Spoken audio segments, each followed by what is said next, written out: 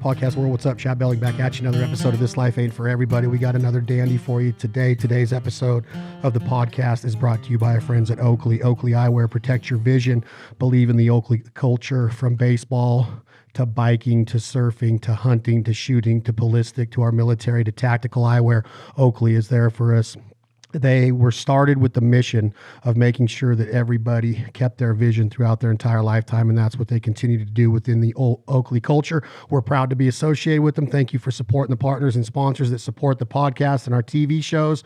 We have a professional athlete on the podcast today, an episode that's going to be full of baseball terminology, baseball jargon, if you will. Jedd Gyorko, you have made a name for yourself as... how would you explain it? Would you consider yourself a blue chipper, Pete Rose style player, or how would people define you right now at this phase of your baseball game? Yeah. I mean, I wish I could say I was anything close to Pete Rose, but I'm just hanging on, man. Just trying to get through, 1 year at a time. Just going out and playing. I gotten here by busting my butt. It's the only way I know how to do it. So. If it weren't for all that hard work, I definitely wouldn't be here. I'm not definitely not the biggest, fastest, strongest guy out there. So I got to make up for it with some hard work and get dirty. Well, welcome to the podcast, man. We appreciate you being here. Yeah, thanks for having me. Good time. Milwaukee Brewers. Would you have had a starting role if we would not be going through what we're going through currently?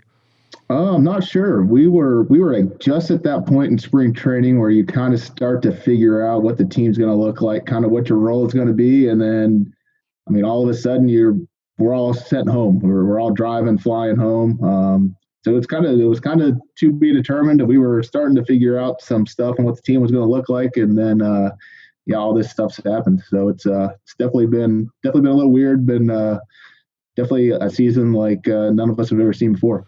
And this would have been your first year in Milwaukee, right?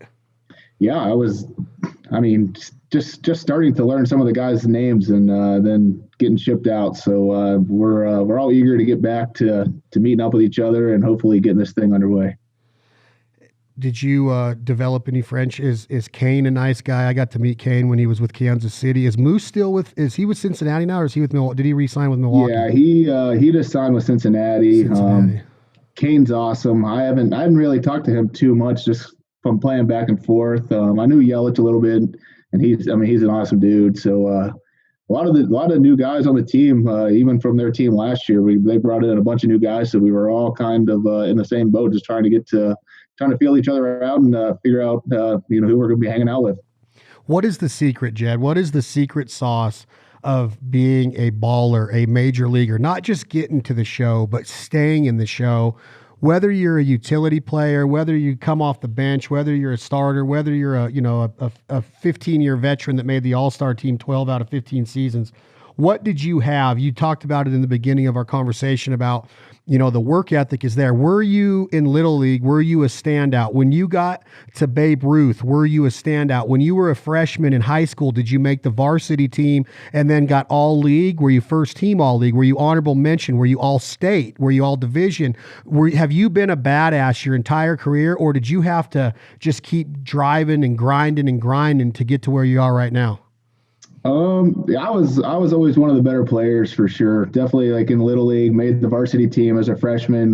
Was able to be all state all 4 years, and then went to here at WVU, and was able to be an All-American 3 years in a row. So I've always take pride in trying to be the best. That's definitely something that my dad's always instilled in me. Is to, if I'm going to go out there, I'm going to try to win. I'm going to try to do my best. And I don't think there's really a magic formula or magic sauce, nothing like that. It's just you got to get out there, you got to grind it every single day.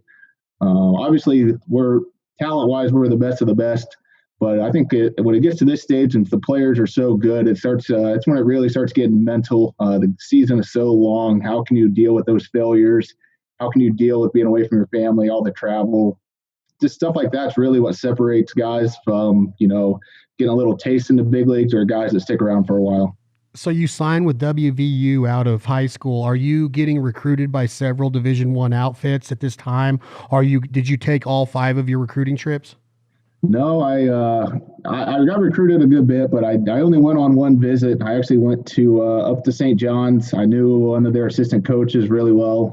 Went up there, went for my visit, did the whole thing, and that's when I was up there. I realized that it's just not home, and that's kind of when I made my decision. I didn't even go on another visit. I pretty much signed with West Virginia after that visit, and knew that staying at home and being with my family is something I wanted to do.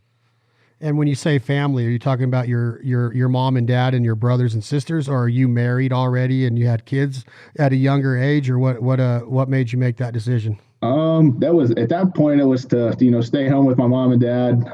Two older brothers, one that actually played football at West Virginia. So I think that definitely played a factor in too, just to see the tradition and be able to watch him go through college and be able to stay here.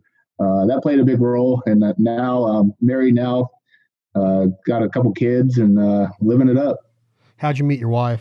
Give me the story. Was she? I was reading this thing the other day on The Athletic or something, where the on deck circle was where the eye contact was made from to like the fourth row, and there was like the glimpse was caught, the eye contact was made, and then running up the stairs after the game was over to say hello, and 4 years later they're married. Was it a Yeah, baseball story written like that?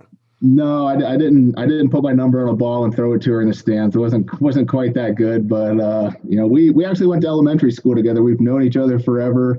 Didn't start dating till college, and now we got married. It'll be 9 years in November. We've got three little kids, and like I said, we're just living life. What are the kids, boys and you got a mixture, boys and girls? Yeah, twin 6-year-old boys right out of the gate, and then little girl. She'll be 3 tomorrow. So they're starting to grow up. And what year did you come out of West Virginia? You've been in you've been in the show for about 7 years now. Yeah, 7 years. I got drafted in 2010 after my junior year. After your junior year, 2010. So you're probably right now in your like low 30s. Yeah, 31. I'll be 32 at the end of this year. And feeling is there wrapped around your name now? You stay in your home state. You're at WVU. You play all 3 years there, which is mandatory when you sign a D1 contract before you're eligible for the Major League Baseball draft. When you're going into the June timeframe, the College World Series is going on, the draft's getting ready to happen. Are cross checkers calling you left and right? Are you getting heavily talked to? Is your agent calling you saying, hey, be prepared for this round? They're talking about you. Tell me how it lays down and what the ending result was that day and how you celebrated it, what the phone call said, who was with you. Yeah, it was. That's exactly pretty much how it goes down. You're playing the whole spring season, and West Virginia. It's still pretty cold when the baseball season's going on, and they have a new awesome stadium now where people actually go to. But back when I was there would be about 15 fans watching us play out in the snow, and 12 of them were my family. So that was kind of interesting. But and then you'd see a random scout here and there, and then did a couple pre-draft workouts. Is what happens. Kind of go around, showcase yourself. And then I had an advisor. You can't call them an agent then because they can't represent you because of the NCAA. But so you have an advisor. The teams are pretty much contacting him. They're relaying the information. They were saying, late first round possibility, but probably into the second round at some point. And that's pretty much what happened. Went ninth overall in the second round. I think 59th overall out to San Diego, and about a week later, I was on a plane out to start playing. Now, do we have a mutual friend from your Padres days and Andrew Kashner? Yeah. Oh yeah. Yeah. I played. Yeah, we played a couple years together. I know Cash pretty well. Cash came out of Texas. He was drafted out of high school his senior year, both years out of a junior college. Then he ended up going to TCU, I believe, and getting drafted as a junior there. I think to the Cubs originally, Yep. to Chicago. Yep. I hunt with Kashner. He's been on our TV show a few times, and we've worked with him on some different businesses. And he's taken the year off though. He had a baby, and I heard he's taking the year off this year. Yeah, that's which I guess all of you are.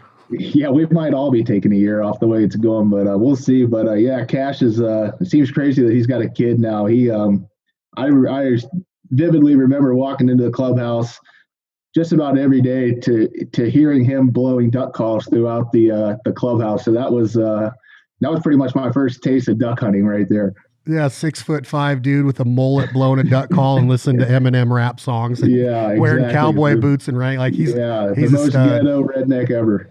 Yeah, I was down there on I don't know what year it would have been. Probably you were there, but it was probably if it's 2020 now, it might have been 14 or 15. He was the opening day pitcher at Jack. Is it Jack Murphy?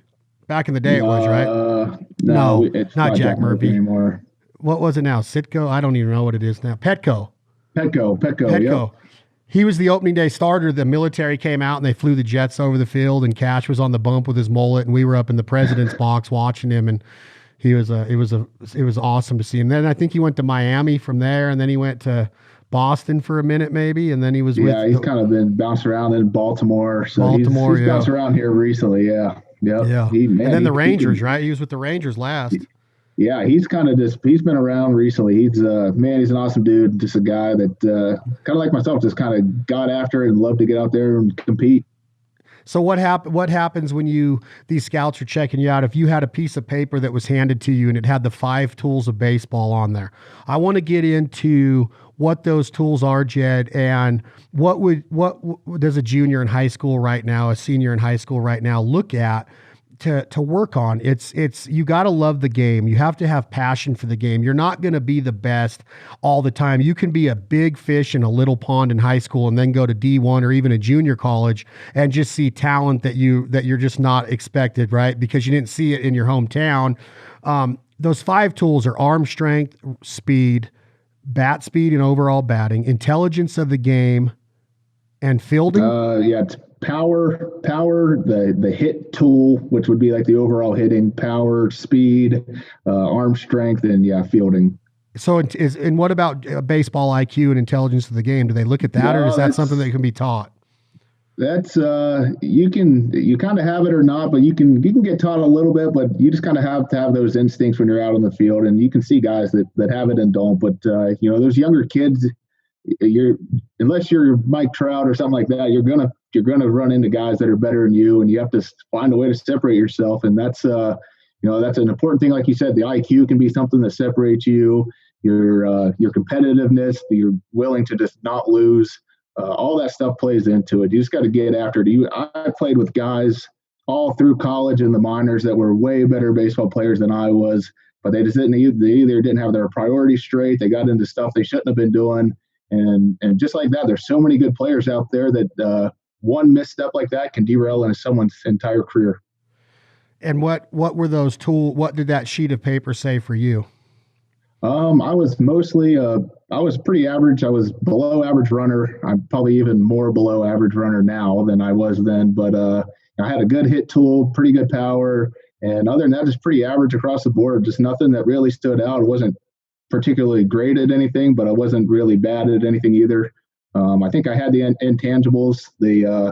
Everyone's ever met me said I'm the most competitive person they've ever met. So that's something that has always been on my side. Yeah, but Jedd, if you came here right now, I would whip your ass in ping pong. That is my attitude, right? Like I'm as competitive as they come, but you can't sit here and tell me that you're going in the second round and just be average across the board. You got to be standing out in some areas besides an okay hit tool. Like arm strength, is your glove, are you a Gold Glove infielder? Are you, can you run the ball down in the infield gap and still make an athletic play, dive and get up on your feet? Are you that kind of athlete?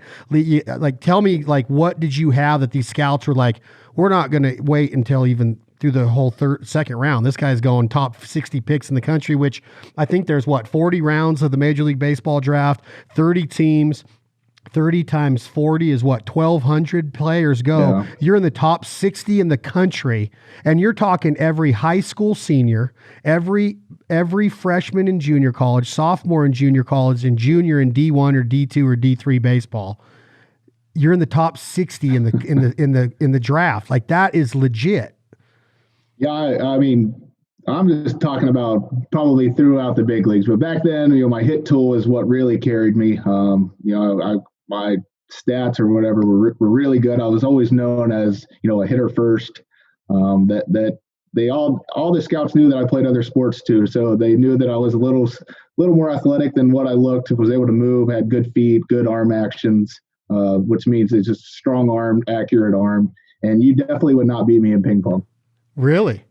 No So you got chance. really good eye-hand coordination. What kind of paddle do you have? Do you have a Stiga, or are you what kind of, are Oh, you it a doesn't butterfly matter. guy? It doesn't Yeah, matter. You're it gonna. doesn't matter. Yeah, Oh my we gosh. played. You got to. We played a bunch in when I was in St. Louis.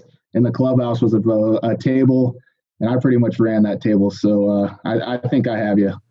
Did you play Wainwright? Yeah, I did play Wainwright. I beat him, Did but you play he was pretty Vladdy? good. He's pretty good. Yeah, I've been around Adam. He's a big hunter, and he's a great athlete.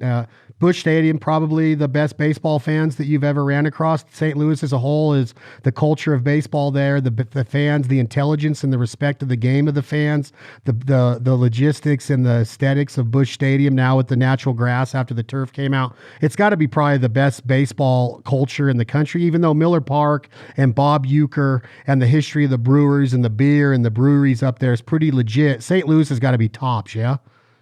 St. Louis was really good. I'm not going to say they're tops because obviously I'm now in Milwaukee. So according to me now, I think Milwaukee's got the best fans. But St. Louis was definitely good. Yeah, they're they understand the game. They're appreciative. They show up regardless whether you're winning or losing, which they for the most part do a lot of winning. So there's people who are there. They got your backs no matter what. And but like I said, I'm really excited to play in Milwaukee. They every time I've gone there, the stadium's been packed. It gets loud. It gets wild. So I'm looking forward to hopefully having some fans in the stands if that is what we can get to.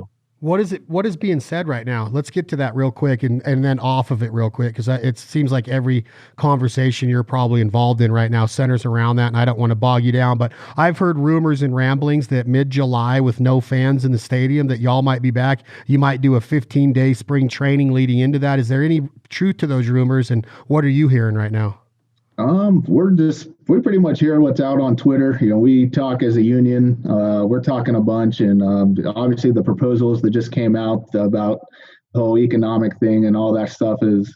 We're hoping that we can get all that figured out. To my guess, I have no idea how long the schedule is going to be, but I think most importantly, we got to make sure everyone's safe. I think that's the most important thing. I think we can figure out the money at some point, but until the protocols and everyone is guaranteed to be safe, I don't think anything's going to happen until that can be guaranteed. So do you think there's any chance that you'll see a live pitch in July, 45 days from now? If I had to guess, if it was just me guessing, I would say the season has got to start in July. I feel like we just wouldn't be able to get enough games in. I don't think it would be, just doesn't seem like it would make sense because you can't play baseball the entire year into December, January, and stuff like that to get enough games to make the season even worth it. So I think we would probably have to start sometime in July. Sometime in July. So now when you're coming out of West Virginia, do you get drafted to San Diego? Do they send you straight to winter ball, or I mean rookie ball at that time in June, July? Do you go straight out to Arizona? I went straight to the short season team, which was in Eugene, Oregon. So I went. The draft. Let's say the draft was. I got drafted on Saturday. I would say by Thursday or Friday, I was already on a plane out to Eugene. Did my physical, signed my contract, and was playing by Sunday or Monday. So it happens pretty quick. Wow, what a freaking deal to be like going like you go from how you described it, of 15 people in the stands in a colder environment in West Virginia, to getting picked in the top 60 players in the country, number 9 overall in the second round of the Major League Baseball draft. Now you're in Eugene, Oregon for the rookie ball short season in Oregon. Is there an adjustment period? Had you been to the Alaska League? Have you played in the Cape Cod to where you had some experience with a wood bat, or did you have to get right on the wood right then? No, I played at the Cape the summer before my junior year. So I went up there and played and got to swing the wind bat a little bit, and then that was definitely an adjustment. And more than anything, you pretty much go up there and you're facing every college's best pitchers, the guy you're facing every single night. So that's an adjustment just to try to figure out the competition, see if you can stack up. And how'd you do up in the Cape? I did well. Did well at the Cape. Went up there. Was able to play in the All-Star game. Made the All-Tournament team. Played well. I think that really was the a springboard to get me a lot of scouts to look at me. There's scouts running around crazy up there watching every single game, and if you can play well up there, you're setting yourself up to go pretty high in draft. Back to this ping pong deal real quick. Now that you got me brewing a little bit, do you play by all of the regulatory rules and regulations of the Olympic Ping Pong Committee, Jedd Gyorko? And do you drop serve and just hide it in your hand, or do you actually toss and show the ball? Are you playing by all the rules? And are you a defensive player? Am I going to back you off the table, or do you stay right up on it? What's your style? No, you got to show the ball when you serve. None of this spinning serve stuff. And I'm more of a spin guy. I'll use the power if I have to, but my go-to shot's the backhand slice just to see if you got any touch and feel. How do we solve this? Because I really think I could take you. I'm a lefty. I got a wicked backhand, a pretty strong forehand. I got quick feet. I can back up, come forward pretty quick. Okay. We need to solve it. We need to figure this out. Maybe do a little game for charity or something, and send all the money to Ronald McDonald House, or if you win your charity of choice, if I win my charity of choice. Yeah, I'm in for sure. You let me know when and where. I'll be there. I think we ought to do it. Now, are you an outdoorsman at all? Yes, I love being outside. I love hunting, love fishing. Pretty much that's what I live for. Well, then let's plan it to where, depending on your season, the World Series is still going to have to get over sometime in late October, early November at the latest, I'd imagine. You plan on flying in to Sacramento. You've been to California, and I'll handle everything from there, and I'll have the table set up. I'll have everything, and I'll give you a couple days to warm up and get acclimated to the new time zone and everything, and then and being at sea level again, and then we'll go at it. Yeah, I like Sacramento. I've been out there a few times when I was in AAA. It's I don't mind it. I'll go up there and put a whooping on you. Oh, I don't know if that's going to happen, dude. When you were going to Sacramento, were they the Giants then, or were they? Yeah. Were they the Giants? They I think they got the River Cats. Yeah, I was in that league in 2012. So it's been a minute. I think they've got different teams up there now. So here's where I'm going with this smack talking on this ping pong deal, Jedd. I've told this story before, but I was in Argentina last year hunting ducks down in by Buenos Aires, and I had some guys from Benelli there, our shotgun sponsor. And we were sitting around eating after the morning duck hunt, and I just made a remark. I just spouted off, and I said, baseball players are the best all-around athletes in the world, hands down. And they looked at me, and George literally spit his food out of his mouth and told me I was an idiot. And he told me soccer players are way better athletes. And then JP was like, yeah, they got to keep running and all this stuff. So I went into this little analogy, Jedd, about if you took Jedd Gyorko, if you took you and let's say Kane, and Kane didn't even start playing baseball, I don't think, until like his senior year in high school or something. Yeah. It was something in that time period. All I was saying, and you tell me your opinion, Jedd, is you take the top athlete or one of the top players off of every major league team. You do the same in NFL, the swim clubs and the Olympic Swim Committee, the NBA, the NHL, the Bowling Association, and you put them in an Olympic-style athletic event competition to where ping pong, bowling, dribbling a basketball and doing a layup, shooting a three-pointer, swinging a bat and hitting a ball, taking a ground ball, fielding an outfield fly ball with depth perception, catching a pass, throwing a football, swimming across the pool. I'm going to take the baseball players as the guys that go in and perform to the mastery of each of those drills, each of those competitions. I'm going to take baseball guys of being able to swim, of being able to catch a pass, of being able to dribble and do a layup, hit a ping pong paddle and the ball back and forth and rally and spike it and backhand and all that. And not even getting that complicated, just an all-out Olympic style deal to where every athlete has to show their skills in each event. What professional athlete comes out on top in your opinion? Oh, baseball for sure, without question. Am I not right on that? Is without being arrogant, is that not an easy deal? Like, I love what Michael Jordan can do with a basketball, but it didn't look so good when he was in Birmingham. And not to take anything away from what he did for that club and that organization in baseball. I'm just simply saying, not everybody could do what Bo Jackson did. He could hit a bomb in the All-Star game, run Brian Bosworth over, win the slam dunk contest with Foot Locker, but not everybody's like him or Dion, right? If you take it as an average and you just take each top athlete off of the baseball teams, they're going to beat the football players because the football player's not going to go in and swing a bat like you do. But you could go in and catch a pass or throw a ball, not as good as Brady, but you could get it done. Does that make sense? Yeah, there's a saying out there that says you put a baseball player in any other sport and they'll compete, but you put another athlete in the batter's box and they'll have no chance. No chance.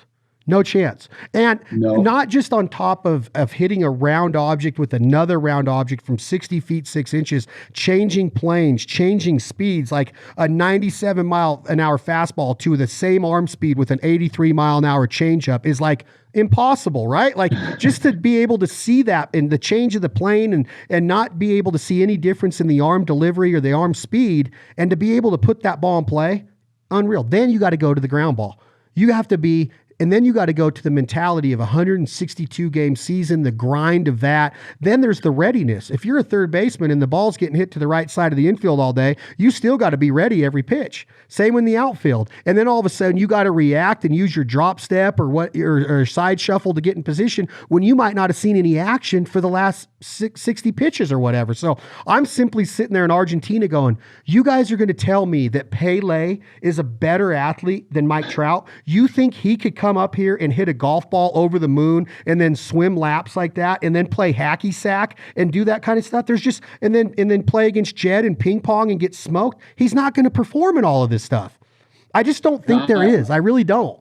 I agree with you. I think that, baseball players we're multidimensional. We're athletes. We compete. We got that grind. We just find ways to win. That's what we do. But the talent part of it, I truly feel that a baseball player is going to outshine.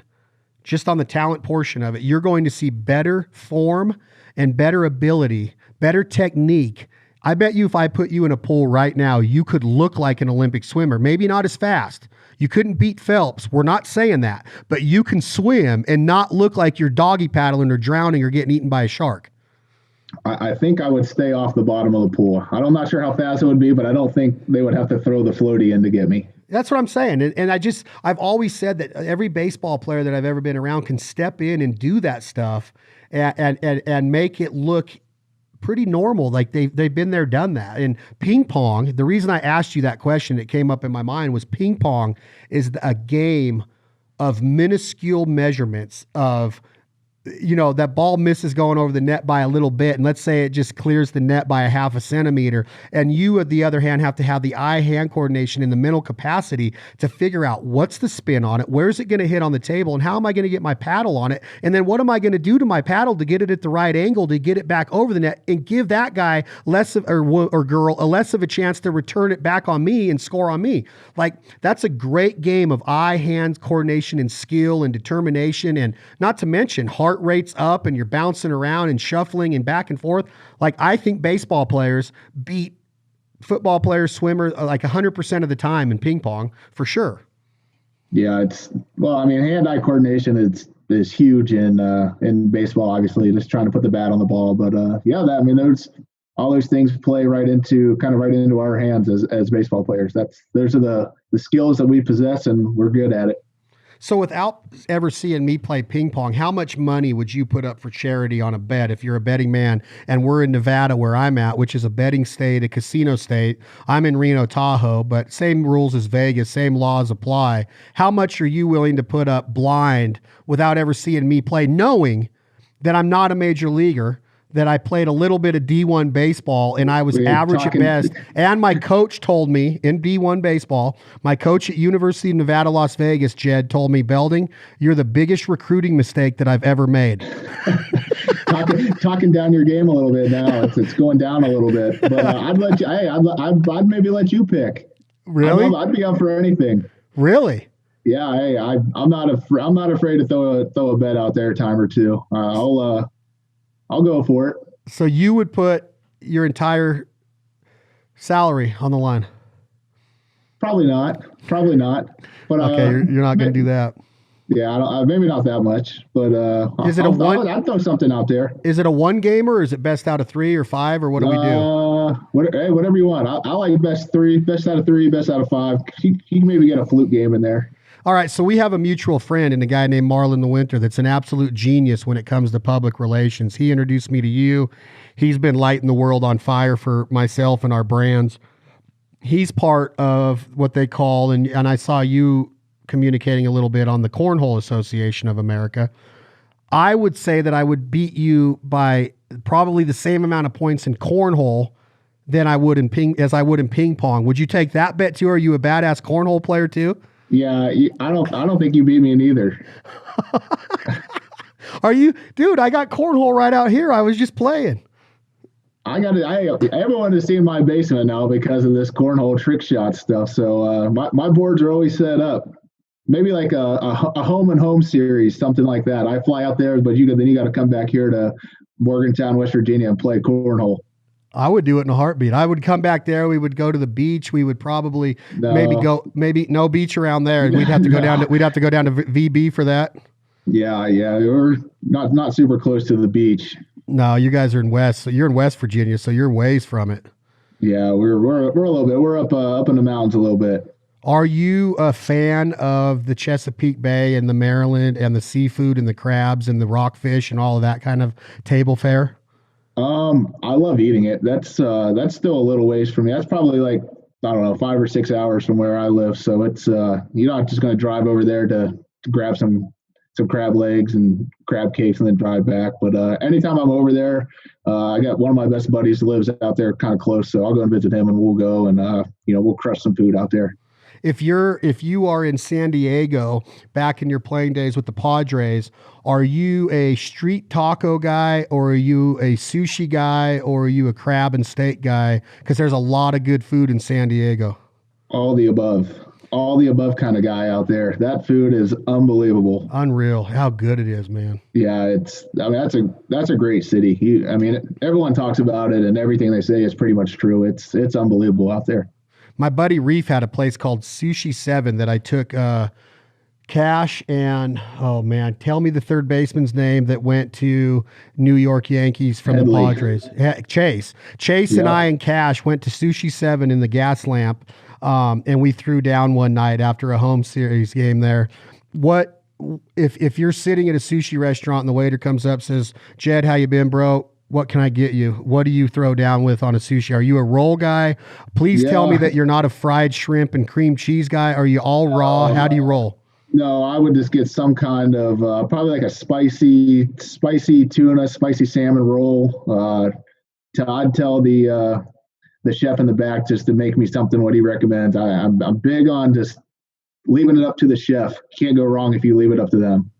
And I think that that's a great point, Jedd, because sushi is one of the most relationship geared meals, in my opinion, to where if you're a mainstay, a familiar face at that sushi bar, you can do what you just described. You'd be like, "Hey, hit me up with something special." And they go back and come up with some wizardly stuff. And they come out and you're just like, whoa, that's like, there's barely any rice in it. And it's like tuna wrapped around some yellowtail with this and with a scallop on the inside. And I love those kind of relationships. We used to crush sushi on the rocks out there. It's in La Jolla and it is so good. And I got to know the owner a little bit out there, and we would go and he'd come into the clubhouse, probably once a week or so and cook us all food. And I would just kind of give him the nod and he knew what the nod meant. That means he was just going to take care of us and bring out whatever he makes. Have you ever been to an all you can eat place?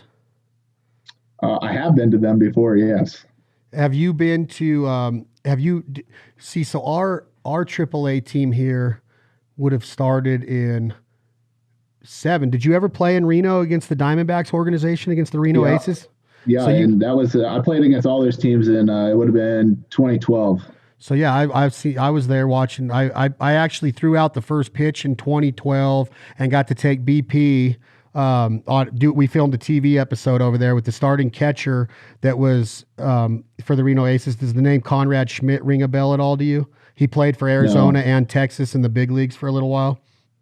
No, I don't think I recognize that name. He's a big hunter, and we did a little media blitz with him for TV, and I got to take BP and then throw out the first pitch. And throwing out the first pitch was more nerve-wracking than the BP. I could see why like Baba Booey and some of these celebrities like 50 Cent like absolutely just dogwood it when they get up their chance to do it. Yeah, it's nerve wracking. I only did it one time. I went back to for some reason I was back here. The local little league was opening up. They wanted me to throw out the first pitch, and they had like I'm not kidding a 6-year-old kid catching the ball when I threw it into, and I was so nervous that I was going to hit that kid right in the face that I like threw it like 40 feet in the air just so I could throw it as easy as I could. Yeah, you didn't want to put up with mom if something happened, huh? I would throw out the first pitch and end up getting sued for a dentist trip or something. Yeah, freaking molar got knocked out. So when you start talking about the cities that you get to travel to, you're in the you were in the National League for a long time. You still traveled to lots of major league cities and major league stadiums. Is there a certain favorite of anything that comes off the top of your head? Do you get off on any of the nostalgia, the history of the game in certain areas? Do you like being on oceanside places to where you can, if you got an afternoon, you can go out, if it's a day game, you get an evening, sit out on a dock on the ocean. Does anything stand out? Do you like playing in Miami? Is that stadium even worth being in? Where do you like being the most? No, Miami is not near the top. That's not my scene. It's too hot. The stadium is. We're pretty much fish in an aquarium, is what I feel like. But I'm an outdoors guy, so I really like going to Denver. One year we went up there and went up to Bailey and caught a bunch of fish out on the river, which was awesome. So I mean, I love going to Seattle too. Just I was like being outside, kind of breathing in the air, checking out nature, really. Speaking of Denver and speaking of fishing, what do you think of the man they call Chuck Nasty?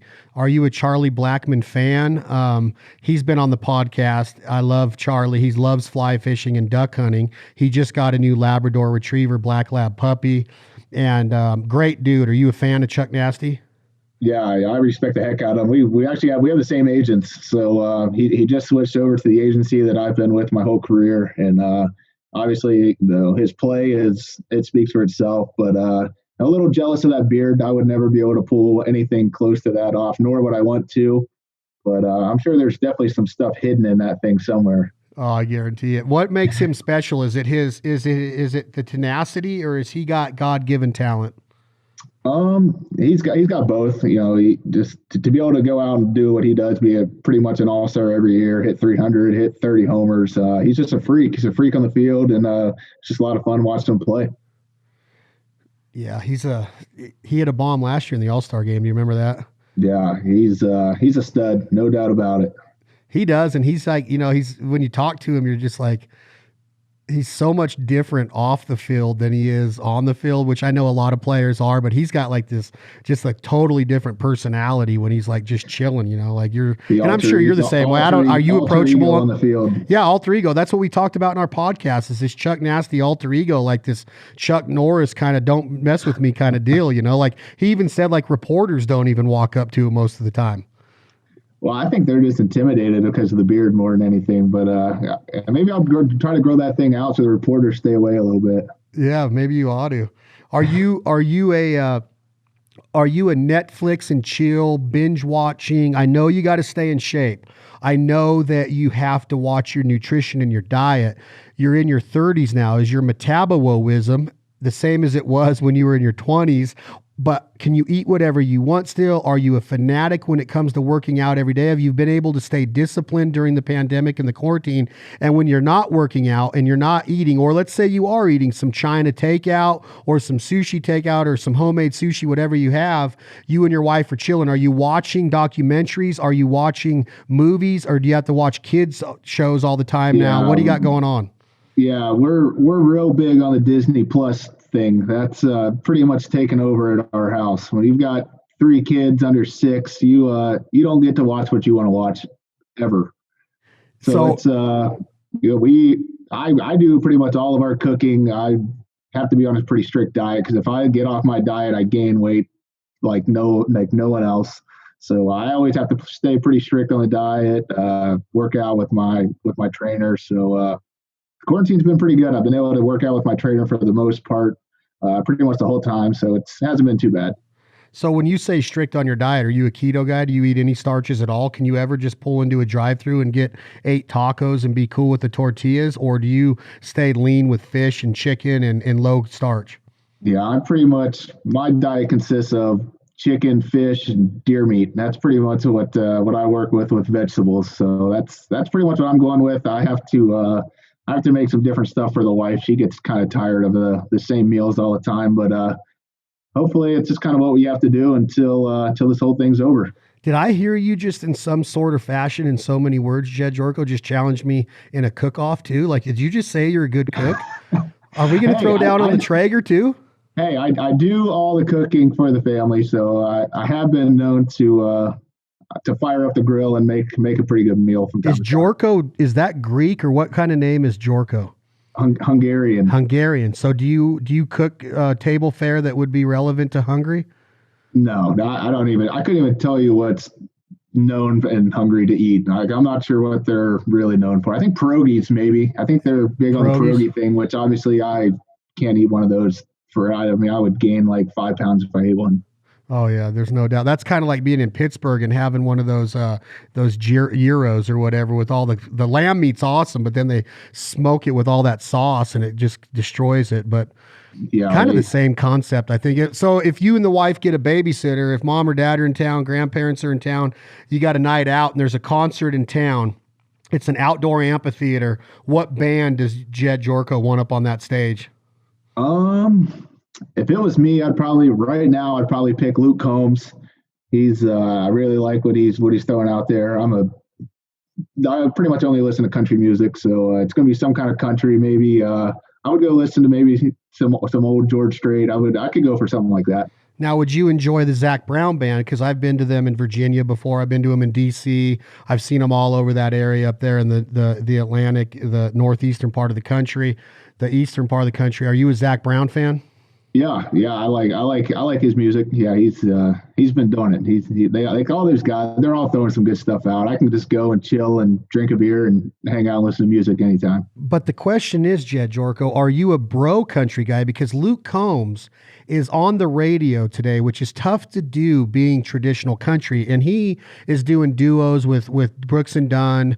And he is throwing around songs that are hitting people because he's so reachable, he's so touchable, he's so clever with his songwritings. I just had a podcast the day before yesterday with Ray Fulcher, who's written a lot of songs with Luke, and he wrote the one of his biggest hits, the one about the Hooters parking lot and the waitress picking up on the first ring and leaving her number on the check and all that. Well, Ray helped Luke write that, but he's got something going on that's not bro country, in my opinion. Are you a Florida Georgia Line guy, or are you a Hank Senior guy, or would you say that you just like music and a good time, or could you kind of have a chip on your shoulder about some of the what I would call the fake country music? Yeah, I'm with you. I'm more of like the '90s were way better than now. I would go like along those lines. But if it's a good song, I'm not going to judge anybody. So you would take a night like this, Travis Tritt, Tracy Lawrence, Mark Chestnut, Sammy Kershaw, and Joe Diffie over Yes. Florida Georgia Line and some of the cats running today, like I would, right? Yeah, like I like Al Dean like 5 years ago better than Al Dean now. It's kind of like along those lines. Yeah. What is that hat you're wearing? If you don't, is that a diamond? Is that what is Evo that? Shield. What is that? That's a baseball training device. No, yeah, it's like the shin protectors, wrist protectors. They've kind of taken over. They come into the clubhouses every year, bring us our equipment we need. Because I fouled a ball off when I was in AAA. I fouled a ball off my shin and I pretty much broke it. And ever since then, I went straight to the Evo Shield, and they've taken care of me. So what I would like you to do after this podcast, Jedd Gyorko, is call your contact at Evo and tell them that you need every piece of protective gear for you to wear during our ping pong game. I'll back out for sure. I'll get a face protector too. It sounds like this backhand you've got might be serious. So Were you going to put that on over your mask? Because you're going to have to wear a mask. You're going to have to control your breathing, dude. Yeah, that might be tough. That's a good point. Let's wait till this is all over and forget about the mask. I'm really looking forward to that game. So, country music, you love deer hunting. Are you a duck hunter at all? That's what we do, kinda ish. We're duck hunter ish. Do you enjoy being in the duck blind, or are you mainly a tree stand guy with a bow and arrow? What do you like? Yeah, I've never gone duck hunting. It's not what we do in West Virginia. There's not really anywhere to go and really do duck hunting. I I just bought property, planning some food plots in a couple of days. So that's kind of been taking over my time, which has been awesome for the deer. And I actually got to turkey hunt this year for the first time because I'm usually never home. And you would have been impressed. The first time I put that mouth turkey call, this was the first time I ever used one. I'm pretty sure I could have called in a duck. That's what it sounded like. Yeah, or a coyote. Did a coyote come running in because he thought it was a dying rabbit? Yeah, it was not good. Just a bunch of squeals, and it was bad. But by the end, I got him to gobble by the end of the season, so that made me happy. Yeah, I'm buddies with the guy. Do you know the Bone Collector crew, the Michael Waddells and all that? So Michael was on here the other day, and we just launched it yesterday, the podcast.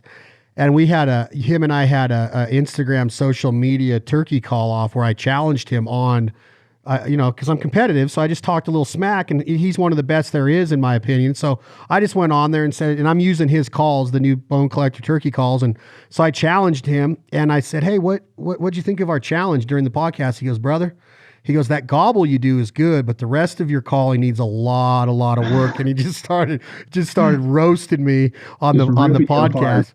But that's the thing about turkey calling is that the diaphragm and being able to control your mouth cavity and your tongue and the pops on it and doing that, I have it down to where I can do it and get the right sounds.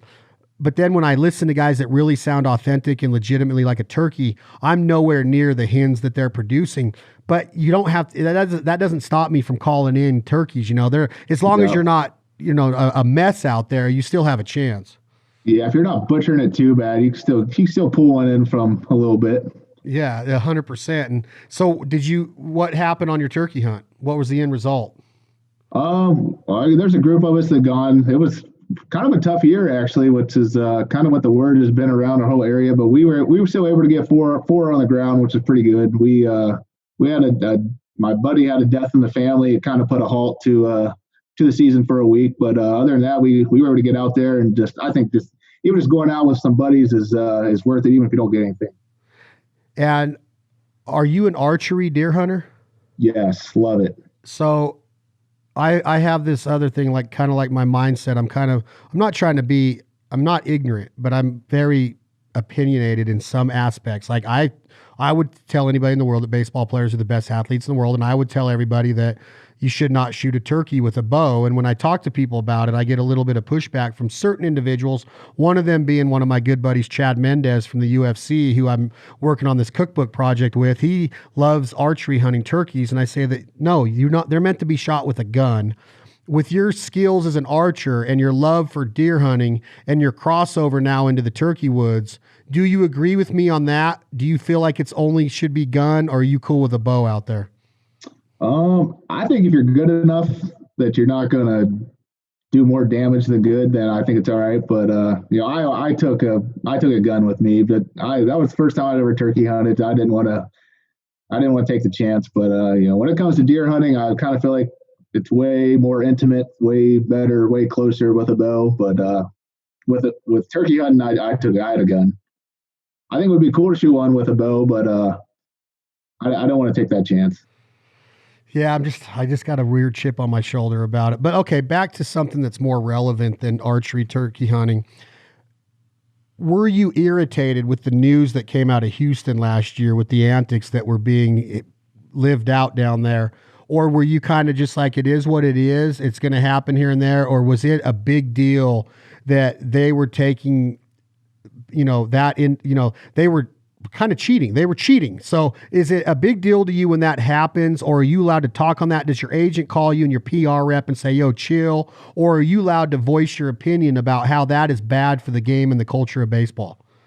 Yeah, I've never really talked too much about it because I don't know the full details, because I don't want to say someone did this when they didn't, stuff like that. But the only thing I say, if you're on second base and the catcher's giving signs and you're relaying it through that way, I think that's perfectly okay. I don't feel like that's cheating. I feel like that's just gaining an advantage and playing the game of baseball. That's kind of how it is. But if someone's wearing a buzzer or you're getting info from a computer or something like that, then that's definitely wrong. And I feel like if that's what they were doing, the penalty should have been harsher. But like I said, I'm not exactly sure what was going on. I didn't look too much into it. That's not my job. So if they were using buzzers and stuff, it should be a lot worse. But if if the pitcher's tipping his pitches and the catcher's not giving good signs, and you're trying to figure out what pitches they're going to throw that way, and then you're going to let a guy know, then I'm perfectly fine with that. If you're laying in bed, National League first, is there a pitcher that keeps you up at night that you know you're getting to face the next day? I'm not saying that you're scared of any fastball, even being brushed back. I know that you can hit the off speed. I know that you can hit the breaking balls. Is there a pitcher that makes you second guess your talent level as far as your approach that you're going to take that next day because he is just that legit on the mound? I mean, there's a lot of guys like that, but I've always struggled with Jedd Gyorko. He's when I was in San Diego, he was in LA. I faced him probably 30 times, and for whatever reason, I can't get a hit off of him. It's mental now. I know it. He's in my head, and I hate that about him. I struggle against him. I think the last time I faced him, I did get a hit, so I think I'm maybe 1 for 30 off of him now. So hopefully I don't ever face him again, and I can just say that I owned him for the last time I faced him. Does he know that, and does he talk smack at all, or does he ever just give you a little bit of insight that he knows he's got you? No, I don't think so. I don't talk to him a whole lot. I don't. What about Max? What is Max? What do you think of Max? How do you approach facing him? Scherzer? Yeah. I've gotten a little bit of success off him, not a ton. I did take him deep back in my rookie year, so that was cool. But he's just the ultimate competitor. That's what I love about him. He's going to come right at you. So that's what I really like. I like guys that are going to challenge me. Bring me your best stuff and then see what happens. Okay, now if you answer the same question in the American League, is there a guy over there that you want to face because you know he's legit, but you want to see what you would do against him? I've never faced Verlander too much. I've always respected the way he pitches, the way he attacks guys. I faced him a couple times, but not very much. I always enjoyed facing Gerrit Cole when he was in Pittsburgh. Now I don't face him hardly ever in New York, but you just want to face the guys that are the best in the league. That's what kind of gets us up in the morning, gets us ready to play, is to go out there and compete against the best guys in the world. Have you watched any of the show? Gosh dang it! Now I'm forgetting the name of it. It's on the FLC or something network, and it's about a AAA announcer that becomes the commissioner of baseball. Is this ringing a bell at all? George Brett was a guest star last season. Amanda Pete's his co-star in it. No, man, you got it.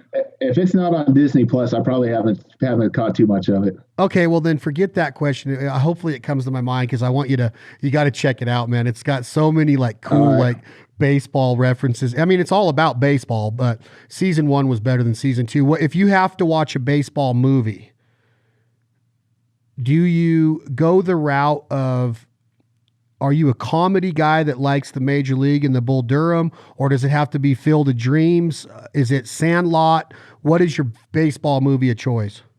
I love the Major League movies. Oh God, I'm so glad you said that. I'm so happy that Bob Uecker's our announcer now, and I got to spend some time with him in spring training, and he is every bit as funny just sitting at a table in the clubhouse as he is on those movies. He's unbelievable. It's awesome. God, who gives a shit? It's nobody's listening anyway. Like Harry Doyle, right? That was his name in Major League. Yeah. He's man. He likes to have a good time. He's awesome. Artie Lang, has that name ring a bell to you? The comedian that used to be the co-host of the Howard Stern show. Yep. There's a story out there that you might be able to YouTube about how he was called into the booth. I think the Brewers were playing I think it was in Phoenix, but he got called up into the booth with Bob Uecker. And he said that watching Bob work the mute button and putting his hand over the mic and the stuff that he would say when he would see somebody in the audience or the crowd, he would mute it real quick, and then he would turn it back on and be like, the 2-out pitch coming, and then he would mute it real quick, and he'd say something about somebody in the audience, and Artie Lang said it was freaking hilarious to watch the man work. Yeah, it's man, he's a really funny guy. It was a good time.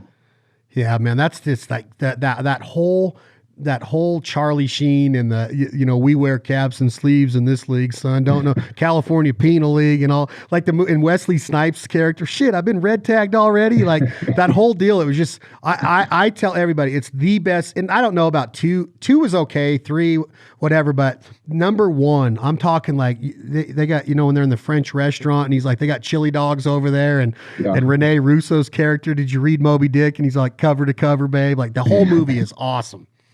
Yeah, it's great. The first two are awesome, and then I was off of it after they kept trying to do it more and more. But the first two are hilarious. See, the guy in part one that plays first base for the Yankees, I believe, was a Brewer, Pete Vukovich, and I used to have all of his baseball cards. I think it was Vukovich that ended up playing that part of the big dude with the mustache. I think he was a Milwaukee Brewer for a lot of. Parkman, right? Parkman, yeah, and I think he was a Brewer for most of his playing career. I think that was Pete Vukovich. It looked just like him anyway. I don't know. I had no idea, but I'm gonna look that up when we're done for sure. I had no idea. Look it up. I think I did it one time, and I might be off, but I remember watching it the first time, and God, I think that was made in like '89, probably the year you were born, huh? 88, yeah. 88. So I think that movie was 88, 89. Had to have been around there. Yeah, pretty close. Yeah, I'm 40. I was born in 74. So I was like 15 or 16 when it came out, and it was freaking, I loved every minute of it, man. I like Bull Durham a little bit. I think it's a good movie, but it's just something about the Major League trilogy, the first two, like you're talking about, I love them. So what's next? I mean, are you just waiting every day? Are you in a position to where you have a yard there locally that you go out and have somebody hit you fungos? Are you getting to run poles? Are you getting in a cage? Are you in a tunnel? Are you getting to hit live on the field? Are you behind an L screen? Is it soft tossed? You got some arms there that can challenge you a little bit? How are you training? Yeah, my facility is opened up now, so I've been, it's where I work out. My trainer, he works there, so it's his gym. So I go there and do all my lifting there, and then straight into. They have a 100-yard indoor turf field, so I catch there. I got a guy that I've been working with for this is year 26. I've been working with. I started working with him when I was 5. He still hits me ground balls. He still throws BP to me, and we've just been getting after it. So I feel like. The advantage of having that building has been big for me. I feel like it's kind of kept me a step ahead in this whole thing. So if and when we get back together, I feel like I should be a little bit further along than the other guys. How many local articles in the local paper or local news stations have covered you? And what's this man's name that you've been with since you were 5? His name's Jerry Mahoney. Is he a local celebrity because he's coaching the studs in the show? He's been doing baseball like this forever. I have 2 older brothers. He worked with them when they were younger. So he's been doing this for 50 years, and he actually played at West Virginia for 2 years, back in the 70s. So he's just a guy that's been around that loves baseball and, can just throw BP nonstop until his arm falls off. It's pretty cool that we've been able to do this for this long. So is he kind of like you're the Mike Tyson and he's custom motto to where if he watches you play on Sunday Night Baseball or he's got the Fox package, the regional package, does he text you and say you're opening your hips, you're flying open, you're dropping your elbow, you're coming unglued a little bit and unhitched, or is he giving you hints throughout the season when he's watching you on the TV? He has. He doesn't like to say too much. He understands how difficult it is. But if I'm really struggling, you can tell he's getting frustrated, and he'll shoot me a text or give me a call and tell me to clean my shit up. So I get it honest from him. There's no doubt about that. What is the worst slump Jedd Gyorko's ever been in? Have you ever been 0 for 50? No, I think I gotten hurt my rookie year. And I just gotten off the DL, and I came back too soon. I thought I was ready. I thought I felt good. And I went I think it was 1 for 30 or something like that. And it felt like I hadn't got a hit in 4 months. It was miserable. How do you come out of this? And I want you to transition the answer to that into talking to a 16, 17-year-old kid that's a junior going into their senior year. Sucks what the seniors just had to endure. It sucks that the juniors didn't get to try to compete for a starting job of this year, and they missed a lot of ABs. They missed a lot of live baseball. Everybody's in the same boat. What do you tell a kid that young that loves the game, that has the ability, he's competing at the high school level and he's getting some, looks at the college ranks. No major league scouts around yet or cross checkers or anybody, but do you tell him certain things to work on, or is there an overlying message that you've been taught by your guys of how to approach this game that is so freaking difficult? Not just physically, but so mentally can beat you up. 1 for 30 feels like you haven't got a hit in 120 days. What do you tell somebody that wants to be to where you're at, Jedd, as a starting infielder on a major league ball club, making a good living and loving life with your family? Yeah, the thing that I always come back to is I try to make sure I'm still having fun, because this game is so hard and it can just beat you down into the ground to where you think you can't move. And I think the most important thing is to remember it's still a game. It's still a game. You're supposed to have fun. Just trust your ability. That's the main thing. When you get to the big league level, we all know that we're really good. We know we're the best of the best. We just got to trust and know that mentally that's we're here for a reason, and that we know that we can get hits. But like I said before, I when I'm really struggling, I just try to go back to make sure I'm having fun playing the game, not beating myself up too much, because the game's hard enough how it is. So how do you have fun when you can't hit the ball? You might want to talk to your teammates in the clubhouse a little bit more, talk about something other than baseball. I take my kids out somewhere. I'll go do something with them just to kind of get my mind off of everything. And then I show back up to the field ready to go. It's a great thing about baseball. What you did yesterday, it doesn't matter. You're starting with a fresh slate the next day, and just get after it that day, one day at a time. Out of these 5 players, who do you want to have a conversation with right now at this point in your career? George Brett, Kirby Puckett, if he was still alive, Ken Griffey Jr., Hank Aaron, Alex Rodriguez. I would probably pick Hank Aaron. I've spoke to Griffey before. I mean, not a lot, but I've spoken to A-Rod before. So I guess I'd pick Hank Aaron. Just the home run king. What I would probably more talk to him about how it was just playing when he did. It was kind of a tough time for African American players, and for him to kind of go through that and to be as good as he was that's pretty remarkable. And as long as he played, I'm not sure how many seasons he played, but it was definitely into the 20s. Just how he had that longevity.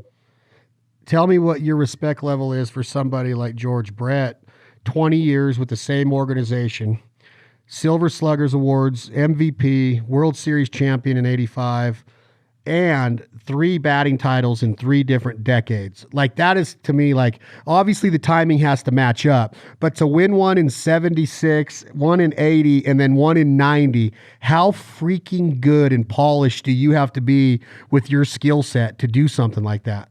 Yeah, that's incredible. And still only to be known for getting called out for having your pine tar up too high on a home run, which was awesome the way he came out of the dugout. But he played with my first manager, Buddy Black, in San Diego, and Buddy had nothing but great things to say about him. So obviously, anyone that can hit like that and play the way he did, you got to respect the hell out of that.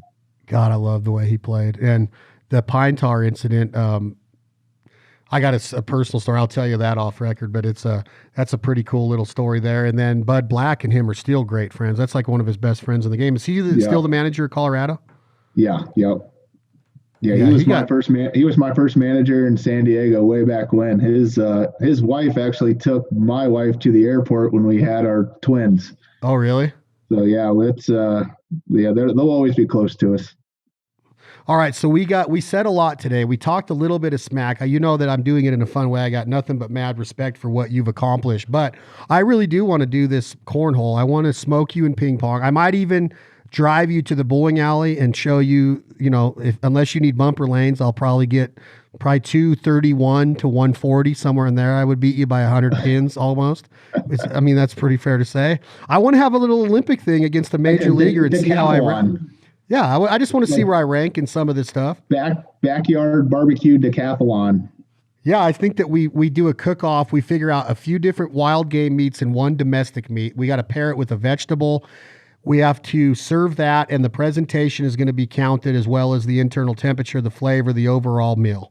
Then we move into some of the athletic events, And then we might figure out the last part of the challenge might be something to where neither one of us know anything about it. We've like playing a guitar. I don't know if you know how to play guitar. I don't. But maybe we pick up something that's an instrument or, maybe it's a turkey call. We have a turkey call challenge, a duck call challenge, or maybe something to where, I don't do it, you don't do it. We'll just figure something out, and then that'll be the final part of our Olympic decathlon. I'm in, without a doubt. You're sure? And I'm going to beat you. Have you ever cooked on a Traeger? No. No. I don't even know what that is. Really? A Traeger? Yeah, look it up when we get off here. Traeger.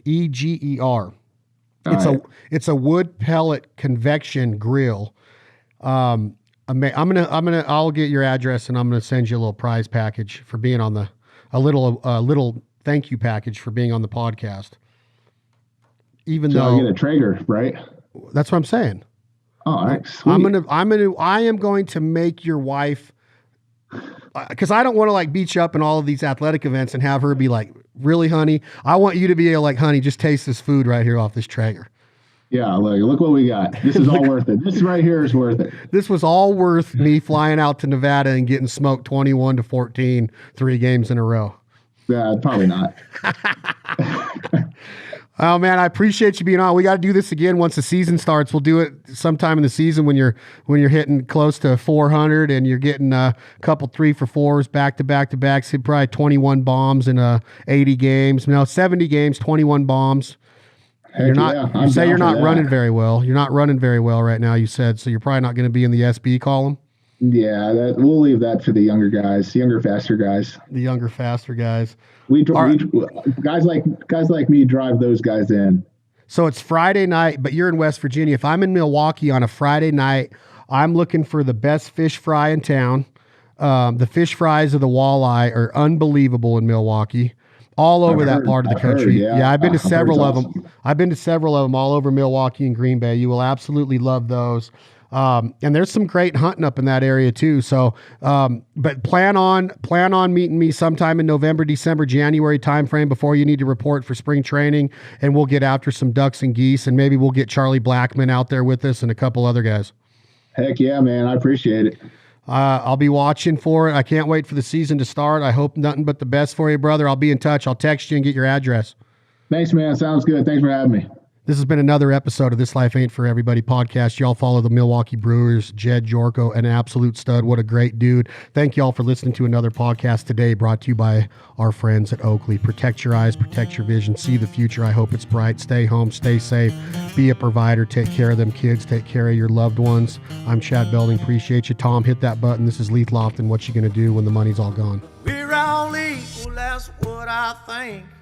I don't believe heaven has a bank. Make